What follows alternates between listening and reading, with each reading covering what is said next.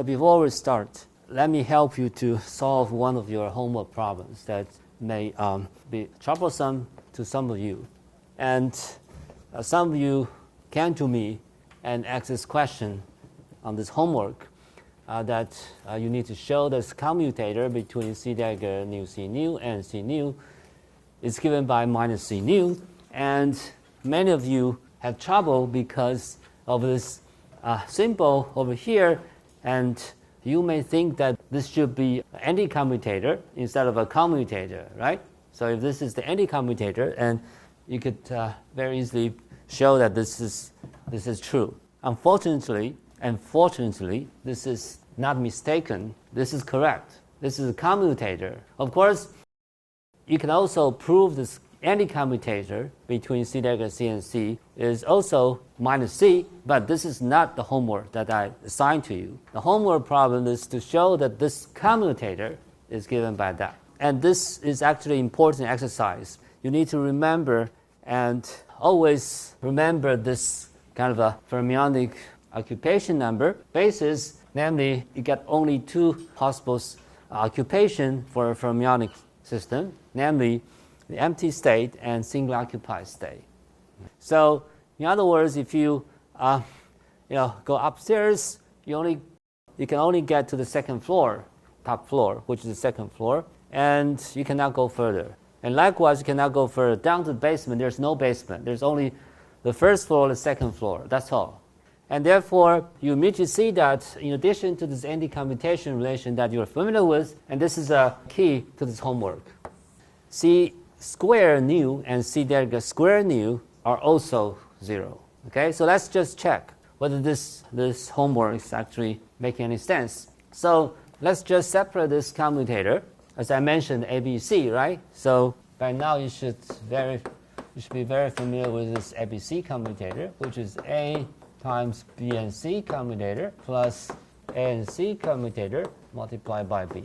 So ABC is actually A times BC commutator plus AC times B. So let's just apply this rule. So C dagger is actually A and C nu is actually B, and another C nu plays the role of C. And you could separate this into these two terms. And the first term gives you exactly 0 because C nu commutes, right? So whatever the C nu is, I don't care because they are the same operators. And it leaves us the second term, which we should take care of. And the second term, this is what confuses you. Okay, you thought that this is not a commutator, but anti-commutator. Suppose this is the anti-commutator. This is, of course, minus 1. And you are done. But then you can also show that if this is the anti-commutator and C nu also vanishes. So you are done. Okay, so that's fine. But here, this is the commutator. Let's just expand this commutator, C dagger C, which is C dagger C minus CC dagger, and multiply the last term C nu, right? But C and C nu satisfy this anti-commutation rules. You plug in this anti-commutation rules, you can, change the order of C and C dagger to C dagger C, and the price to pay is that you get extra 1 here because of this anti-commutation relation, and therefore minus plus, so you get a factor of 2 here, C dagger C. And do not forget there's a third destruction operator C nu on the right, so you get C dagger C nu.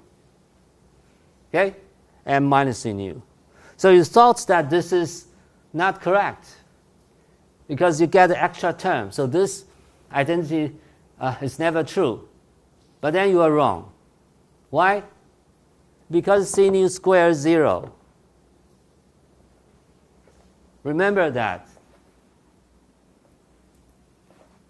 Okay? So this is also correct. Okay? So this extra term vanishes because of this Hilbert space is limited to only 2 occupations, 0 and 1, and nothing more. So whatever this states that you apply this operator to, I don't care. You destroy 2 fermions of the same state, nu, which is automatically 0. You get this? All right, so make sure that you understand the difference between commutation and anti-commutation relations, and also commutator and anti-commutator. All right, so of course I know that if this is anti-commutator, and this is also satisfied, okay? So it satisfies both anti-commutation and commutation rules of that relations. So from now on, you should be really careful and familiar with this Hilbert space that you are working with. All right? So I believe you are able to prove the other part of this homework, right? Which is what? C dagger C, commutator with C dagger, which is plus C mu dagger. So you could use the same way to prove that. So this is a lesson. So whenever you find that there might be something wrong with the homework or exam, then think it twice. Don't rush into the conclusion, which may be wrong. And think about this more carefully. And this problem is also shown in our textbook, Flansburg, equation number 1.42 or something. And below that line, Flansburg is already very friendly to you, and they already remind you of all these relations. Okay, if you read this book carefully, and you should be able to do this homework without problem. So remember last time we talked about BEC, and we have the relation that special function called G3/2, right? Okay, so, and we call this e to the beta mu z, and this relation has a solution for z less than or equal to 1. And we start from the high temperature regime. If you want to satisfy this relation, this mu must be negative and very negative. And this makes sense because when temperature is large enough, this numerator is always larger than the denominator. So the log is always a large value, positive value, and carrying a minus sign in front. So it tells us that at high temperatures, the chemical potential of 3 bosons should be negative. Okay? So you may wonder the physical consequence of that minus or negative chemical potential. We are familiar with the fermionic or electronic system. Well, so if you may think that, well, this negative value of the chemical potential implies that the system can actually gain kinetic energy by accepting more and more boson in the system, okay? Because it may reduce the total energy. But this kind of thinking is not correct. So I will just comment on that in just a moment. So let me just summarize. So we come from the high temperature, and we decrease the temperature further and further, and the chemical potential becomes less and less negative. And then at certain critical temperature, the chemical potential, the size of the chemical potential decreases to 0. And that temperature we call the TBEC. And this is a place where Z becomes 1 and mu becomes 0, and temperature is finite but small. When that happens, you will see that this relation becomes this and 0. So when temperature is small enough, and you need to satisfy this relation, right? So the only solution that you can have is that N0 is now 0. N0 is actually the occupation for bosons staying at 0 momentum state, okay?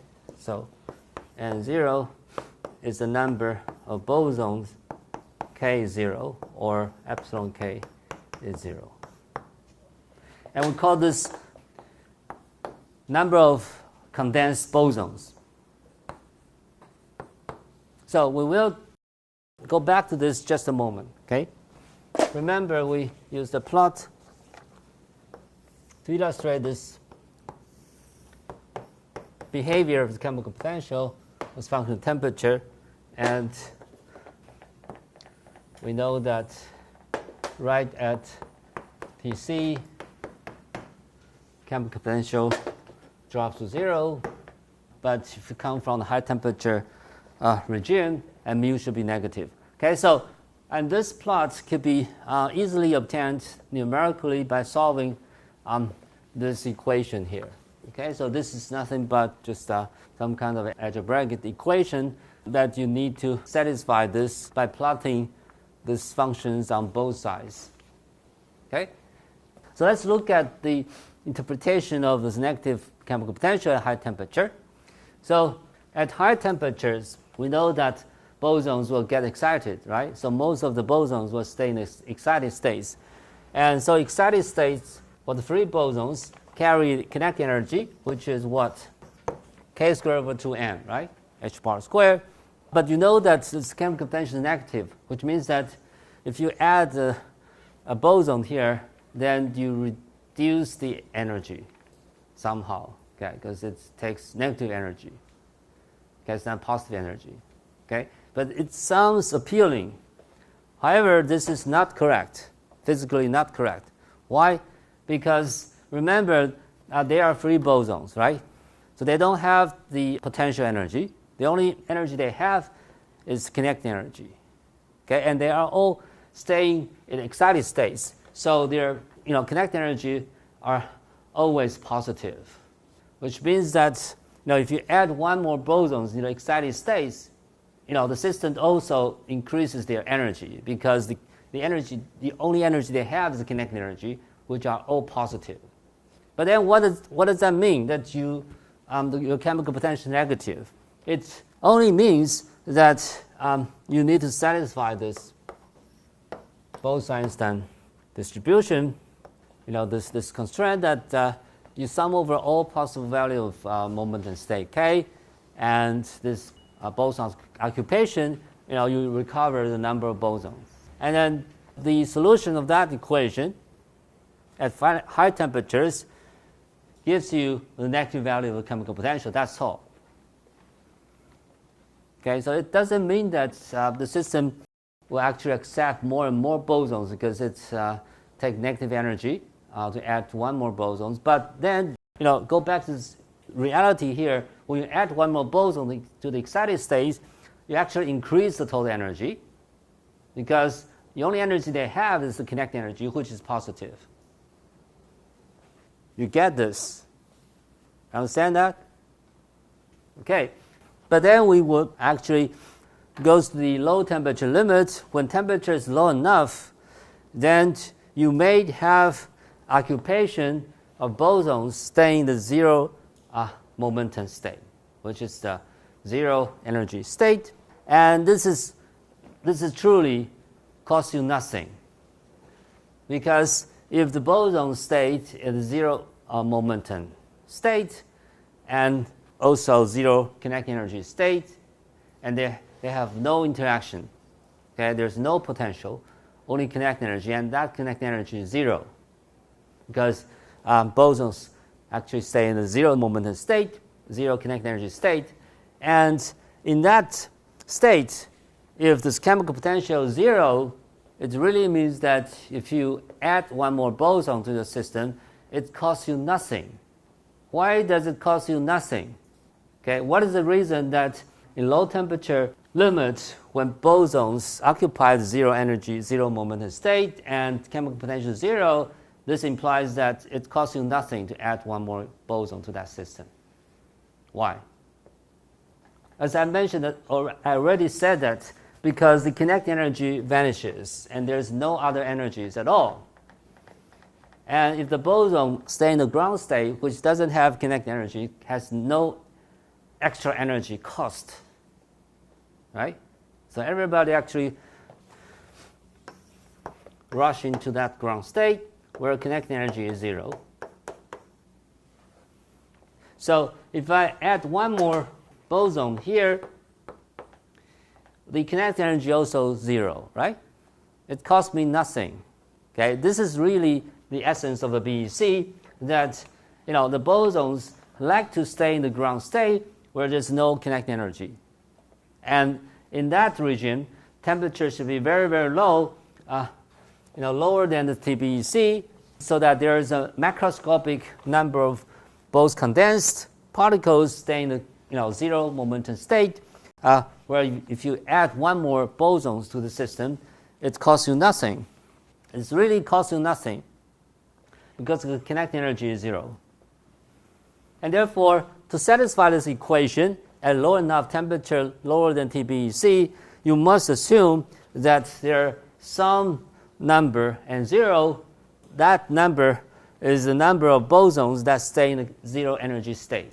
Okay, otherwise you don't get the equation satisfied. As simple as that. Okay, so our goal is to satisfy this equation, which comes from the statistical mechanics, that Bose-Einstein distribution function should be satisfied. And if you sum over all momentum states, you get back to the total number of bosons. That simple constraint you need to satisfy. But in order to satisfy this constraint at low enough temperature, you must assume that some bosons will stay in the zero momentum state. Otherwise, this equation cannot be satisfied. All right? Okay, so there's no magic about this BEC. This comes naturally by solving for this equation of boson occupation number by summing over all possible momentum states. And remember, this K here includes both zero and finite. Okay, you sum over all possible momentum, including zero momentum and finite momentum states. And to satisfy this constraint, in the zero temperature limit, you must assume that some particle, macroscopic large collection of boson that stay in a zero momentum state. Otherwise, this constraint cannot be satisfied. So that's it. Okay, so let's just see the consequence of that solution. So we know that for T less than TBEC, all particles tend to be in the ground state. When I say tend to be, they want to be. All of the bosons would like to be in the K equals 0 ground state. But actually, before temperature reaches really zero, not all of them will stay in the ground state.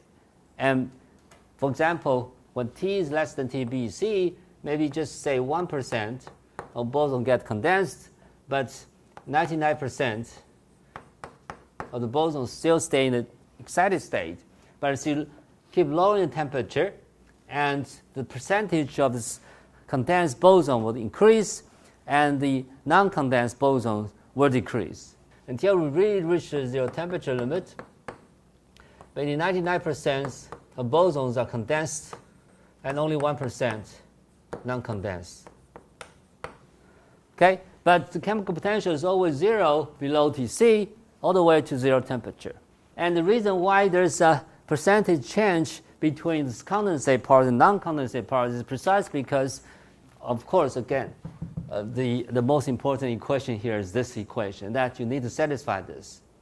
You need to sum over both contributions from zero momentum state and the finite momentum state, and depending on temperature, right? So this percentage of this occupation in the zero momentum and finite momentum states are different, of course, because temperature, the beta, plays a key role to change the percentage between these two different kinds of bosons. Okay, and this is the resulting plot in terms of a chemical potential and temperature, but we also need to know this percentage change between these two categories of bosons. So, as I mentioned, in this region, chemical potential is zero, so out of the n particles, a macroscopic number, n0, was n0, is actually at the order of this volume of the system, which goes to infinity. A macroscopic number n0 occupy this ground state, the condensate state. k equals 0 state. Okay, so now let's just look at this more quantitative prediction of this macroscopic number n0, which is the number of bosons that occupy the ground state. Okay, remember this n0 is defined as the number of bosons that stay at 0 energy, right? And therefore, if that state is reached, this epsilon k is 0, right?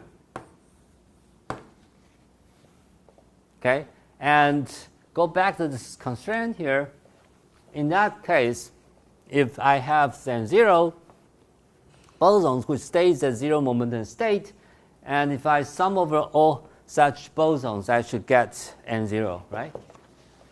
When I sum over all such 0 momentum boson states, this epsilon k is 0 always, because all of that n0 bosons stay in the same k equals 0 state, right? So if I count them, if I sum over all such 0 momentum boson states, I should get to n0, right? Okay, so n0 should be that thing. And since this summation is over all momentum, okay, so you should separate this summation into 0 momentum plus finite momentum. And if that state is reached, n0 involves only 0 momentum sum, which is simply just a single term. There's no other term. And that's why you get only single term here, because this corresponds to k0 summation of that constraint, right? This summation is composed into k equals 0 component and finite k component. And n0, by definition, is the number of bosons which stay in the 0 momentum state. In that summation, in the context of that summation, this only leaves the single term, which is 1 over e to the minus beta mu minus 1. And so let's just take a logarithm of that n0 and see the relation between this n0 and temperature and chemical potential.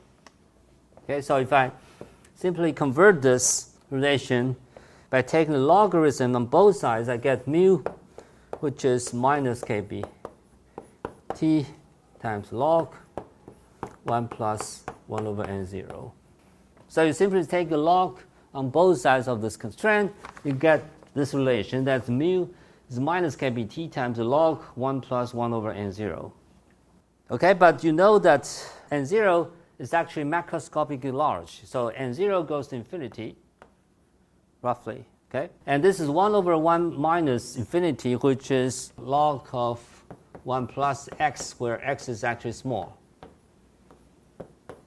Right? So you know from your calculus this log 1 plus x when x is less than 1 magnitude, okay, is actually approximately given by x, right? Yes? Okay, so you Taylor expand this, minus kb t times 1 over n0. Of course, this is minus sign because the chemical potential comes from negative side all the way to almost 0. And when n0 is actually almost infinity, and mu really goes to 0 minus. 0 minus refers to the fact that this chemical potential mu is actually slightly below 0, but infinitesimally close to 0. It's called 0 minus. Say, minus 10 to the, say, 20, something like that. Okay, so this agrees with our numerical solution over here that when this temperature is low enough, you get a macroscopically large number of bosons which occupy the 0 momentum state, and which leads to this almost 0 minus value of the chemical potential, and these two results agree. Okay, which two? Well, the fact that the n0 is almost infinity, and also the chemical potential is also almost 0. Okay, therefore this is the correct physics. Near the 0 temperature, the chemical potential is almost 0, just slightly below 0, 0 minus, and N0, which is occupation at ground state, goes to infinity. Okay, so these two phenomena agree with each other.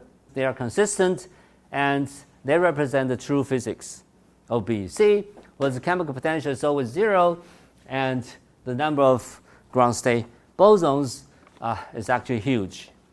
So now we are in the position to really decompose this occupation of this all bosons, the sum, into the zero momentum state and the finite momentum state. Okay, so we know what the physics should happen when temperature is low enough, but we also need to know the percentage of those different bosons, condensed and non-condensed bosons, as you lower temperature from TBEC all the way to 0.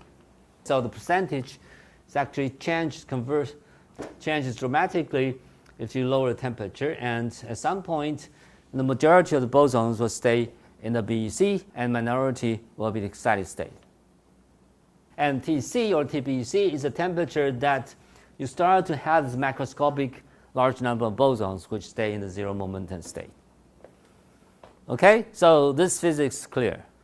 Okay, so let's take a short break, and we'll come back. We will again decompose the summation to 0K and finite K component. Okay, so let's get some quantitative estimation of this N0 and relative to the say the normal non-condensate part. So as I mentioned, the total number of bosons is decomposed into two parts. One is the condensate part, N0. Another is the non-condensate or normal part of the boson, which occupies finite momentum state.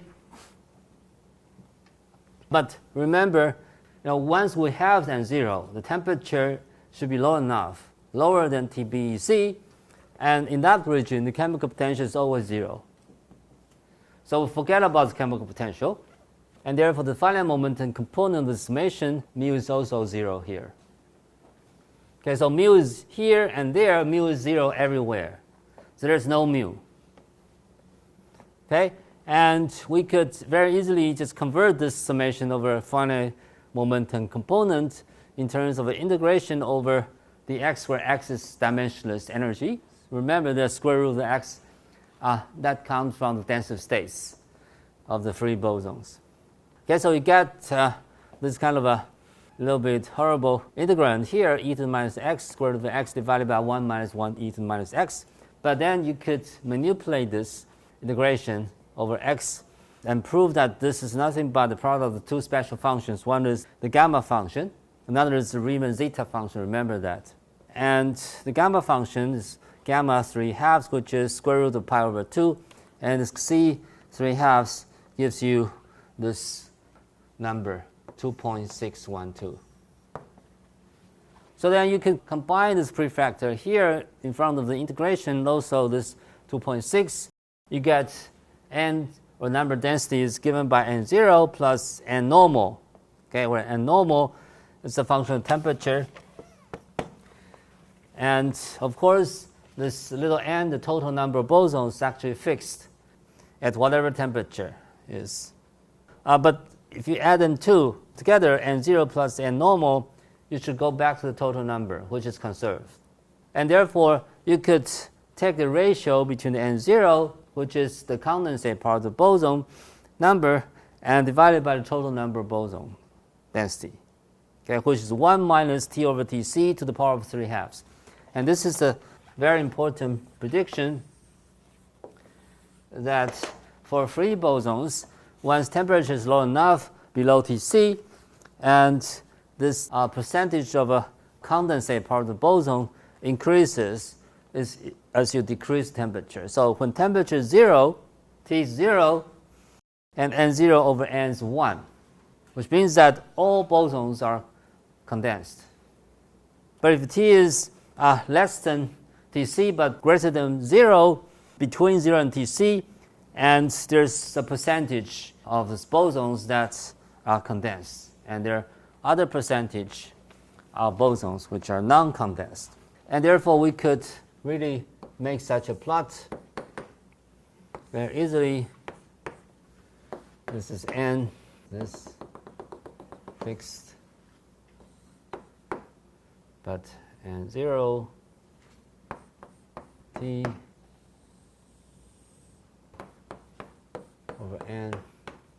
So when temperature is low enough, say T is much less than Tc, so if we're here close to zero temperature limit, then actually n approaches n0 in this fashion, in this power law fashion, which is temperature to the power of 3/2. Okay, so it's, if you simply just, again, take off this 1, then you plot this 1 minus n0 over n, you get t to the power of 3/2 behavior. So this is the power law that you should observe if these bosons are really free bosons. And from this coatom experiments, and this behavior has been observed experimentally, that indeed for simple free bosons, and when they condense, the number of bosons which are in the condensed phase is actually changing with temperature to the power of 3/2.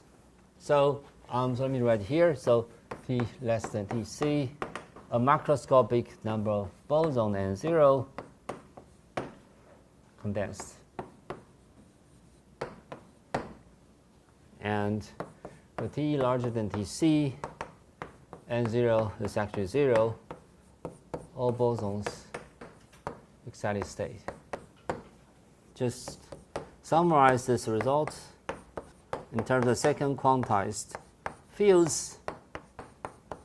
Suppose they are free bosons and they get both condensed at low enough temperature, so we should assume a macroscopic number of bosons, capital N0, which stays at zero momentum in the zero energy ground state, and the remaining part of the bosons stay in excited states. K prime is non-zero.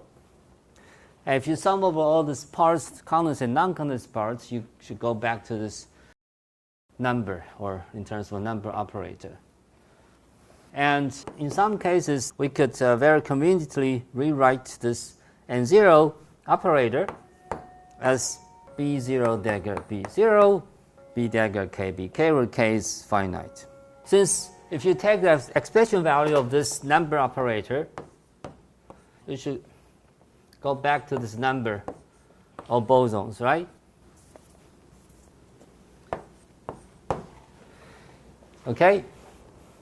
So, but number of bosons N0 in the ground state is actually a number, right? So this is the number N0. So which means that this is a very important conclusion here.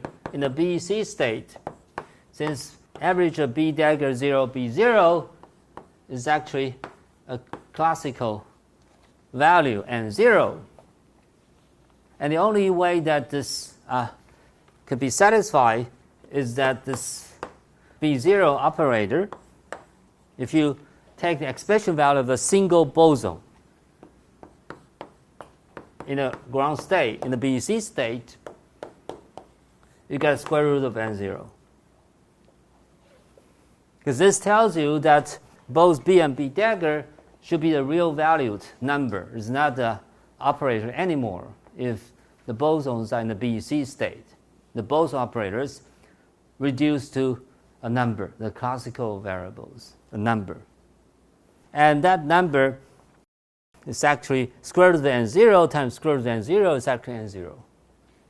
And B dagger expression value is the same as B0 expression value is the same as square root of N0. So this is an important conclusion that once the bosons are condensed in the BEC state, the boson creation destruction operators has the non-zero expression value, which is square root of the total number of condensed bosons. And this is not the case in the fermion. So let me just use 30 seconds, then we take a break. Remember, if you take the expression value of a C or C dagger in any fermionic state, you get 0. And if you take the expression value of a single destruction and creation operator boson, not in this ground state, but in the excited state, you also get 0. But if you take the expression value of condensed boson B0, the single boson creation destruction operator in the condensed in the BEC state is non-zero, is square root of n0. Okay, so this is really easy to prove because you change the occupation either on the right side, the Dirac state or Dirac-Broglie state, so that you don't have the same state anymore on the left-hand side, right-hand side of this operator. So that the orthogonal normalization condition tells you that this should be 0. And likewise, if the bosons are in excited state and they are quantum fields, they are quantum mechanical operators. But if the bosons are in the ground state, this is not the quantum mechanical operator anymore. It is a classical variable, non-quantum anymore. Because if you take the expression value, it gives you a number. It's non-zero number.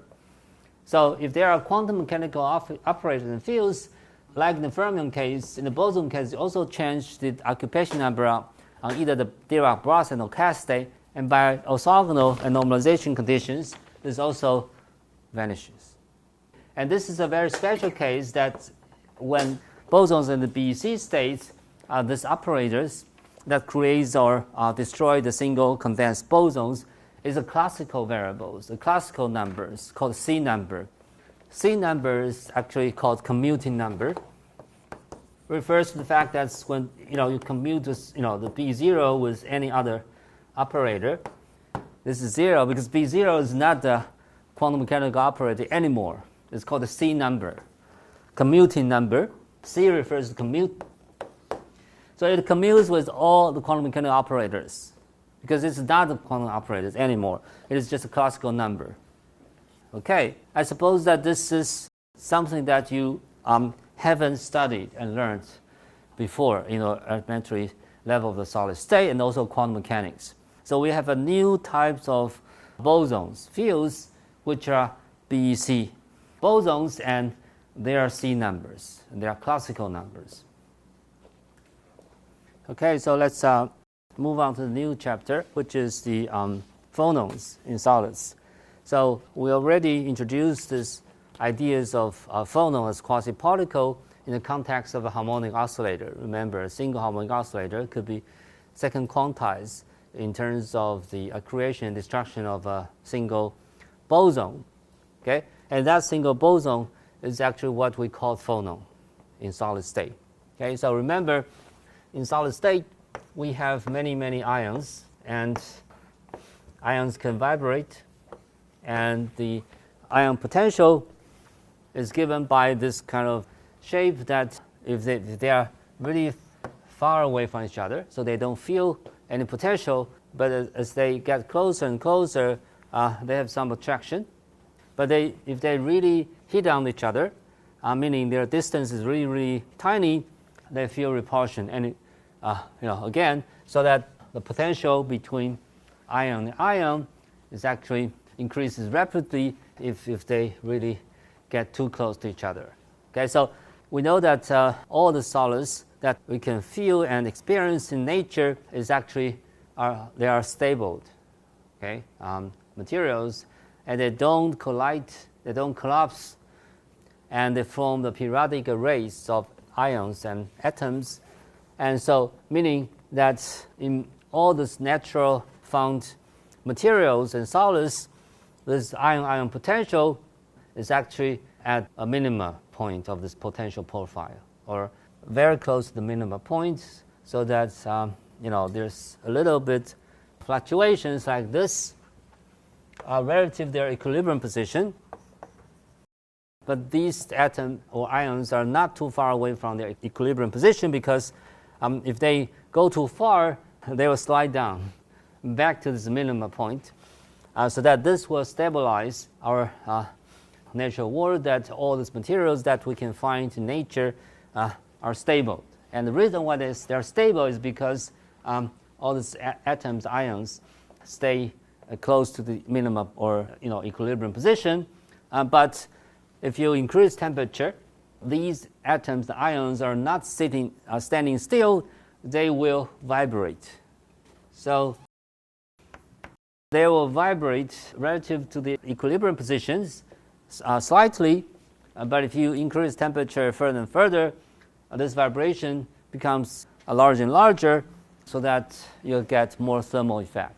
So at 0 temperature, these ions are sitting exactly at this minimum point or equilibrium position, so there's no thermal vibration anymore at k equals 0. However, at any finite temperature, because of the thermal excitations, those atoms and ions do not stand still, they will move back and forth because there is a confining potential at the near this equilibrium position, so the ions can only move back and forth like harmonic oscillator do. So later we will go back, this kind of a harmonic potential, but let's just assume that these ions experience such a harmonic type of potential like this, but of course the real harmonic potential is different from the ion potential in reality. Okay, so the yellow curve is actually the quadratic harmonic oscillator potential, and the white curve is the realistic potential filled by the ions. So they are not exactly the same, but roughly speaking, we could use this so-called harmonic approximation to mimic such a vibration of lattices. And we could just start from a very simple lattice vibration in 1D, meaning I have only an array of atoms or ions that periodically place along the one-dimensional chain, okay, like this. And we know that they are coupled by some sort of equivalent spring constants like this. And using this harmonic type of a Chap potential, so you could understand that each atom or ions feels the same type of harmonic potential, but they are connected. Okay, realistic materials. The reason why they are connected is because all these potentials are position dependent. Okay, it's a function of space and time. Okay, especially the space. Okay, it's a function of position, and everybody is affected and affects everybody else. So it's a really complicated landscape of potential in realistic solid lattices, but ideally you could just mimic such a system by a harmonic, coupled harmonic oscillator. So later we will make such assumption, and we could derive by second quantizing this Hamiltonian of a coupled harmonic oscillator, and we find phonon mode. So in the three-dimensional lattices, we can also imagine such a kind of a coupled harmonic oscillator in a more complicated fashion, that all these atoms are connected somehow to all the other atoms by some kind of invincible spring constants. Okay, so this spring that I attach to connect the neighboring atoms are just a cartoon picture. Okay, so in a realistic potential, this potential profile is a function of all the positions of ions. Say this is xi, this is xj, and this is xk. So the potential for this collection of atoms is a function of x1, x2, xi, and xj up to x infinity.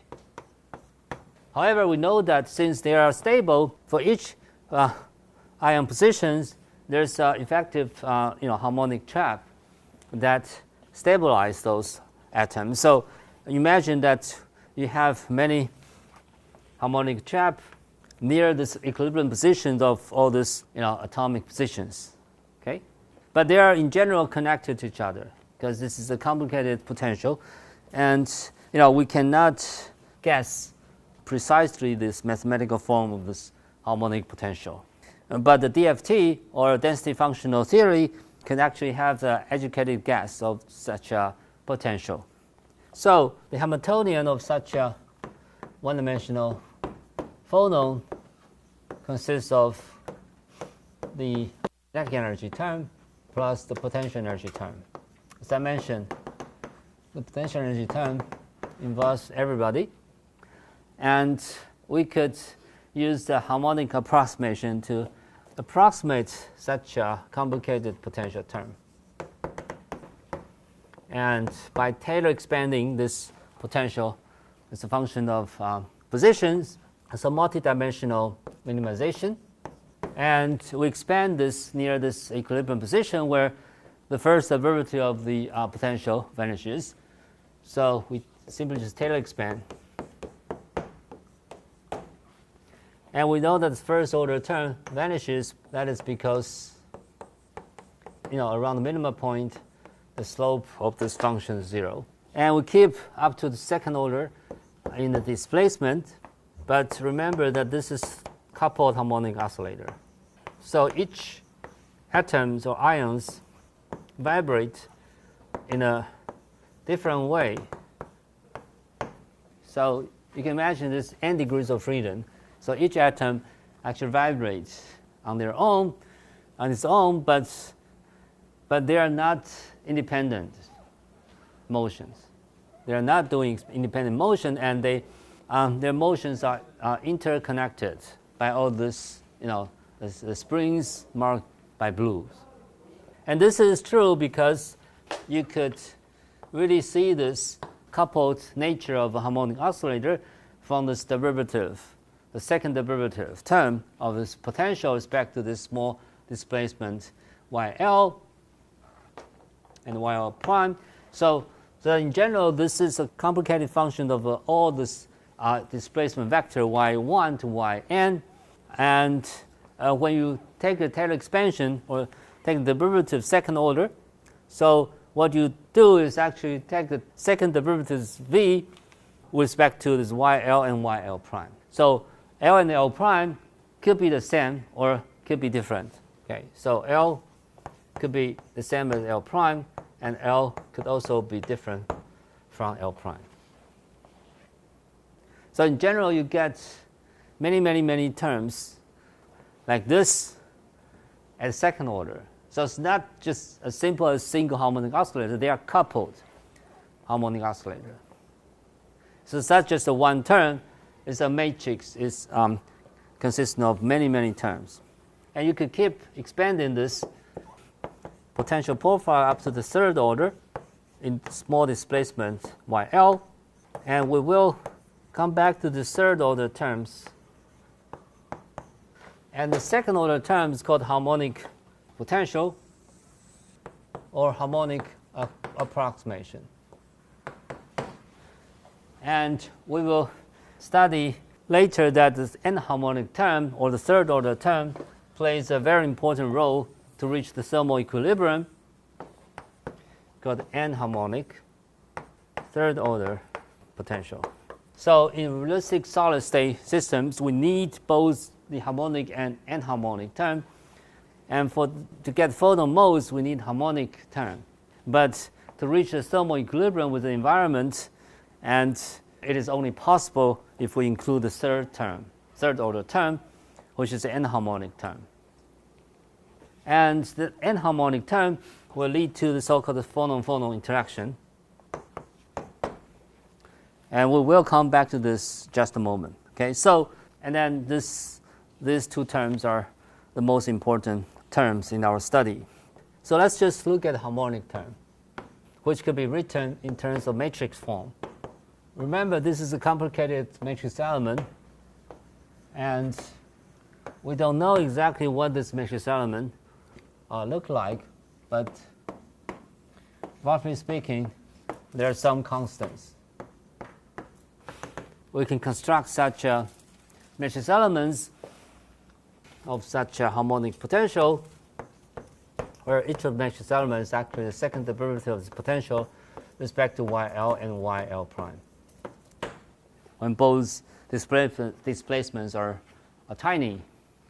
And so to study the coupled harmonic oscillator in 1D, we could borrow the technology that we learned from classical mechanics, namely the couple harmonic oscillator problem in classical mechanics. So the way we make progress is to diagonalize this big matrix and by some unitary transformations, and then we find eigenvalues and eigenmodes and so-called normal mode. And such a normal mode corresponds to a characteristic motion of this phonon or this lattice vibration. So you can imagine that all the atoms along the one-dimensional array move together like this, all right?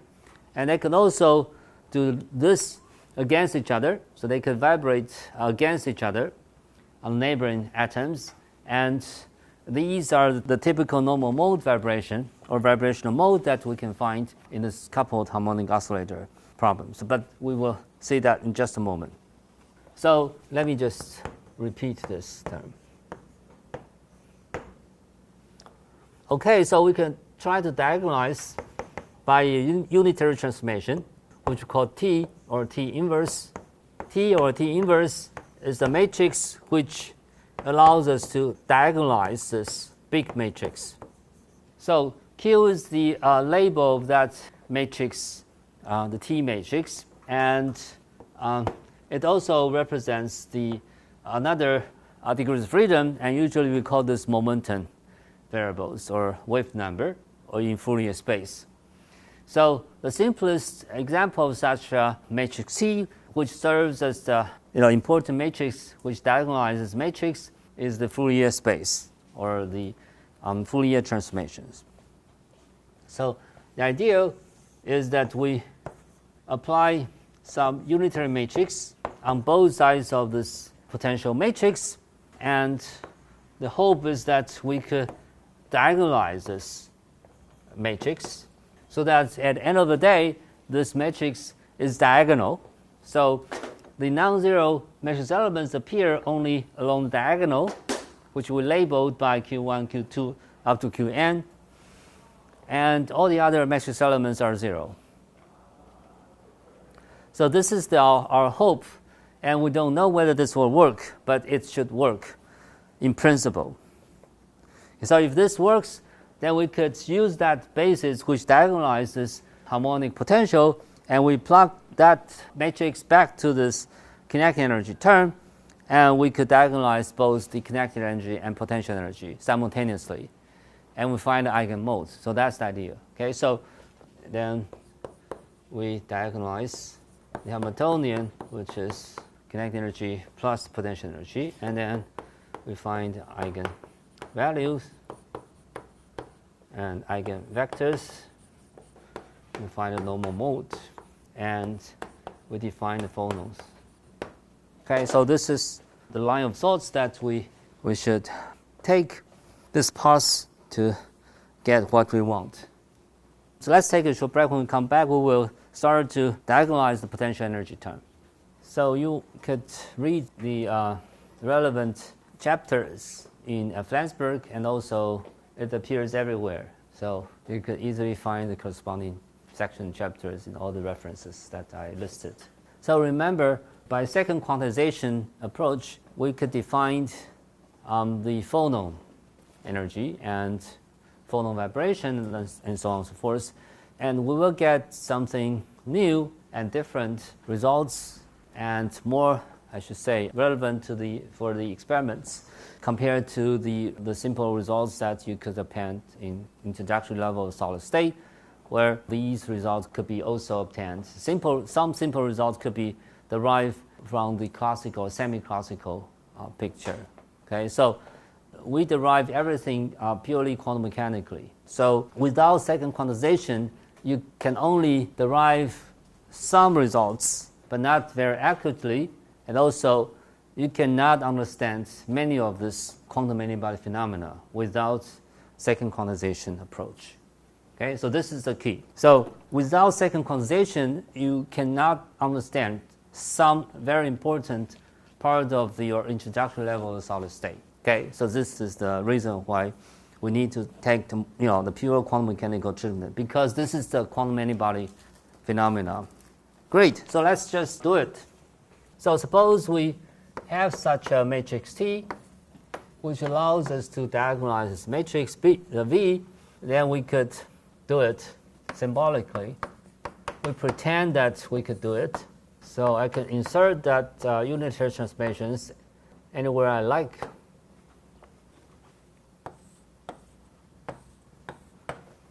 And then I could transform this harmonic potential in the diagonal basis. Okay, so we pretend that this complicated matrix potential, harmonic potential, could be diagonalized, and when we do that transformations, it gives us the diagonal non-vanishing matrix elements, and all the off-diagonal matrix elements are 0. Suppose we have done that. This is diagonal in the Q basis, where this V has non-zero matrix element when Q is the same as Q prime, and 0 otherwise. Okay, so in such a basis, we could rewrite our Hamiltonian in this normal mode basis, where this YQ. Okay, so suppose that I can diagonalize this big matrix V, and then plug in this delta function here, and times this V of Q, which is diagonal matrix element of this diagonalized potential. And I plug in here, I can rewrite this harmonic term in terms of new variables, which we call the normal mode variables, YQ. So in this diagonals, in the diagonal basis or normal mode basis, these harmonic potential is nothing but a collection of independent, say, normal mode vibration. Each normal mode is a independent simple harmonic oscillator. Okay, so again, so you could, it's called normal mode. So in terms of the normal mode variables, this harmonic potential is a collection of independent simple harmonic oscillator. So the V harmonic is simply just a collection of harmonic potential for single normal mode. It's a collection which is independent motion. So each normal mode, say YQ, where Q is something normal mode degree of freedom, which is nothing but the linear combinations of the original coordinates. So we will see the example of such YQ in just a moment. Suppose we find this YQ, and this V harmonic is nothing but a collection of independent normal mode vibration, where in each normal mode you can consider this each term as a separate independent simple harmonic oscillator. Okay, so it's a collection of independent simple harmonic oscillator, and there are many such simple harmonic oscillator. So in other words, we could really decouple all this connected harmonic oscillator problem into n decoupled harmonic oscillators. This is a trick. This is the only way that we could make progress, is to really decouple this connected harmonic potential into n independent, separate, decoupled simple harmonic oscillator. And we know how to second quantize a single simple harmonic oscillator. And the remaining task is just to sum over all such a single simple harmonic oscillator problem. Okay, so this YQ is the linear combinations of YL and this matrix T. And YQ tilde is the Hermitian conjugate of the YQ variables. So since YL is actually physical variables, meaning that this value is actually real, it takes a real value, and therefore, and also this matrix T is actually unitary. So you could very easily prove that this tilde of YQ is actually Y dagger of Q. Dagger refers to the Hermitian conjugate of this column row matrix. So then you could re-express this V harmonic in a standard form that is in the quadratic format, that you get x dagger times the potential, right? So 1/2 of kx squared And x squared is actually x times x dagger in quantum mechanics. But for a simple harmonic oscillator, you get just one potential term. Here in the coupled harmonic oscillator problem, you get not n copies, n-independent decoupled harmonic oscillator. Then you need to sum over all such harmonic potential. Okay, so that's the difference. Okay, so the difference between this coupled harmonic problem and the single harmonic problem is the number of harmonic oscillator and diagonalization of this harmonic potential. So that's the difference. Other than that, you could use pretty much the same way to define the second quantized fields which is a linear combination of x and p, and you define this as a b or b dagger, and so on. We will do the same thing, but in this normal mode basis. Good. So let's just rewrite this potential kinetic energy term of the momentum operator. Since we will transform the basis to the normal mode basis, and we have done that for the harmonic potential, but we should do this again for the kinetic energy. So, which means that this momentum p operator, we should rewrite this PL with wearing a hat in in the Q basis. But we need to do the coordinate transformations from YL to YQ. So by chain rule, we just insert the partial YQ in the numerator, and then we divided it here. But then you can insert that inverse transformations between YQ and YL. YQ is nothing but sum over L YL times T inverse LQ, right? So this is defined here. So you plug in here, and you could rewrite everything in terms of YQ, which is sum over Q T inverse LQ, right? Which is again the linear combinations of YL multiplied by T inverse matrix. So now we are in a position to make a product of PL dagger and PL. So you can simply just plug in this basis transformation from PL to PQ. Sorry, this is PQ. Okay, so let's take a short break. When we come back, we will write down the final result. Okay, so the kinetic energy term is nothing but sum of all this little kinetic energy, which is, you could simply just convert this PL to the PQ, and from this T inverse matrix. And we know that momentum operator is a Hermitian operator, so P dagger P is unit, right? So it is independent of which basis that you look at, right? So this property is the same. So get PQ, T star QL, T inverse star LQ prime, and P dagger prime, which is the same as before. So you plug in this basis transformation from PL to PQ, and you perform the summation over this intermediate matrix elements, and you'll see immediately that this T inverse, when you multiply these two matrix elements together, you get the delta function, delta Q prime. Because T is a unitary matrix, right? So T inverse is actually unit matrix 1. So you plug in that, you get exactly the same form as you're familiar with in quantum mechanics. Namely, this is in the normal mode basis is also written in terms of some p squared over 2n. But here, this p is in this Q basis, in normal mode basis. Okay, and therefore this kinetic energy term is actually invariant in all bases that we express. So now we could just combine this kinetic energy and potential energy, and then you'll see that the only difference between this coupled harmonic oscillator problem and the simple harmonic oscillator is the number of degrees of freedom. Okay, you simply just sum over n decoupled single simple harmonic oscillator.